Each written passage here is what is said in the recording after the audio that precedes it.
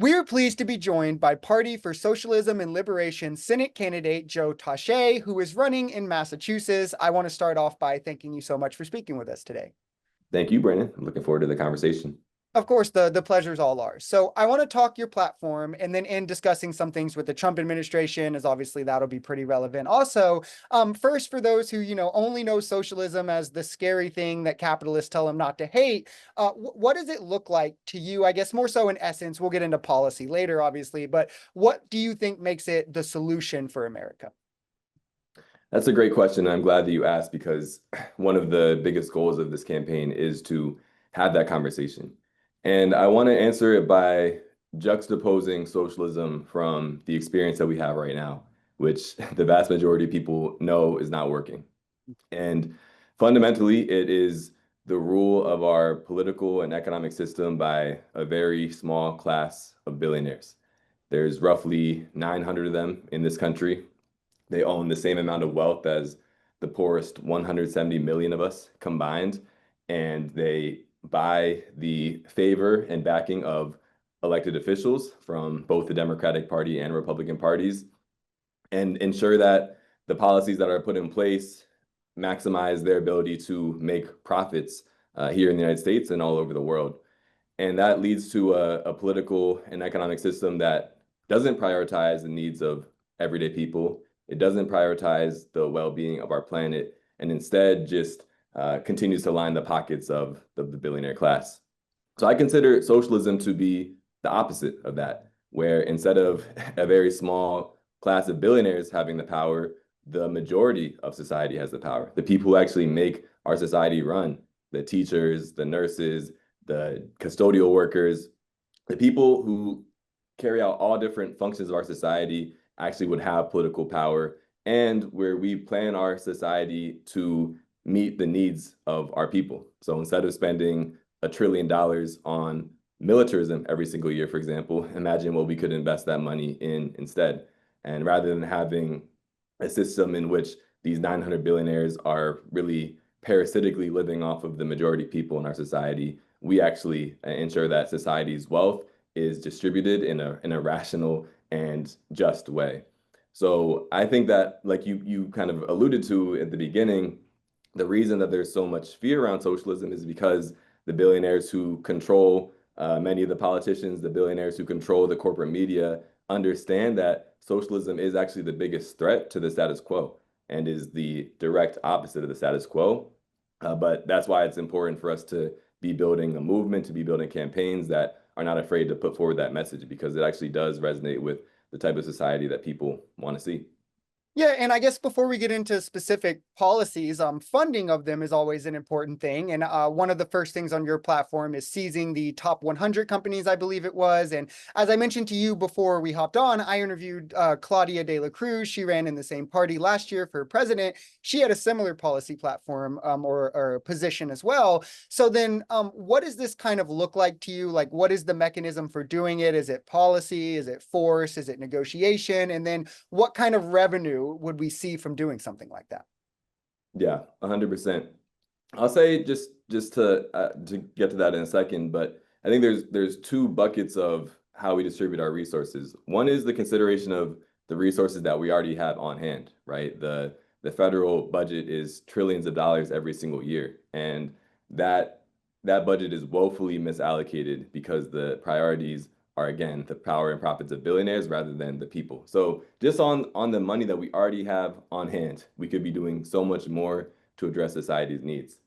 But then there's the question of the wealth that is being hoarded by the billionaire class right now. And we're told the myth that they have that wealth because they've worked hard for it and that they deserve to own this obscene amount of wealth. But when you really look at the facts, it's wealth that's based on the backs of underpaying and exploiting the workers who actually carry out the functions of the corporations. It's wealth that's created based on tax breaks from our own government. It's wealth that's created from the investment in research, for example, at the federal grants at universities that produce the people who actually can create the technology to make ideas come to fruition. All these things are actually massive welfare programs for the corporate class, for the billionaire class, for them to enrich themselves off of society's wealth, and society actually sees no benefit from that. So yeah, part of our program is that these big corporations that actually are a product of the hard work of workers and of public investment should be seen as society's property and not just seen as the property of one person or the handful of shareholders. For example, if you look at just the top 10 biggest corporations by market capitalization in our country, six of them are tech companies. And they are investing very, very heavily in an artificial intelligence arms race that has massive implications for our climate. It has massive implications for the economy and the standing of jobs in our society. It has massive implications for the mental health and well-being of our society, particularly for young people who are using these technologies. And they're doing it all with, again, public assistance from our tax dollars, from tax breaks, and they're doing it solely to enrich themselves. And I would argue, and our campaign argues, that actually the investment in advancing this revolutionary technology should not just be for the sake of enriching the owners and the shareholders of Meta and Alphabet and Apple and Microsoft. It should be for enriching our society as a whole. And that is only possible if these things are seen as public assets, public property, rather than just the play tools of a small group of billionaires who are willing to sacrifice everything, really, our climate, our workforce, our mental well-being for the sake of lining their own profits and competing with each other. And I think as far as implementation, there are a lot of different ways that things can happen, but I think one example, one slogan we're using in our campaign is that capitalism is a national emergency. And we don't use that term lightly, but when you look at the crises that we're facing in terms of people's inability to survive on the day-to-day in terms of the investment in war militarism, climate change, AI, which I already mentioned, we're at a real crossroads. And it's because of the fact that that our society is prioritizing the profits of these billionaires above our needs. And when the COVID pandemic first started in 2020, we saw that the government actually has the capability in times of emergency to commandeer big corporations, manufacturing hubs, et cetera, in order to address those emergencies with the Defense Production Act, for example. So I think there are things even within our current system that we could utilize to address some of the worst excesses of capitalism. And that's something that our campaign is putting forward. But also as a socialist, I believe that we do need to completely transform our political and economic system and have our structures be ones that guarantee the rights of humanity to the things that we need to survive instead of solely guaranteeing the rights of the rich to make more and more profits. And as you sort of pointed out there, something that goes hand in hand with these big corporations just is inherent to capitalism, really, is the fossil fuel industry, the effect that we see on our climate, our environment, which is dire. And it's obviously pushing it down the road is only going to make it worse for the next generation. I saw on your website, on your platform, you discussed something of a National Climate Emergency Act. What are sort of the policies, the pushes, just the things you would support to push back against these effects? Yeah, I mean, it's a huge problem that somehow has fallen out of the mainstream political debate. I mean, I grew up being told that unless we drastically reduce our carbon emissions by 2030, then we will not have a livable planet for humanity and for all other forms of life on this planet. 2030 is now just around the corner. And you may remember that in 2024, when Kamala Harris and Donald Trump were debating ahead of the presidential election, they were arguing over who was going to grant more new oil drilling licenses in this country. So it's going the opposite direction. And it just shows you, I think, the bankruptcy of this two-party system, where both the Democrats and the Republicans are so beholden to billionaire interests, including the fossil fuel industry, that they're willing to sell out our future for the next quarter's profits for those corporations.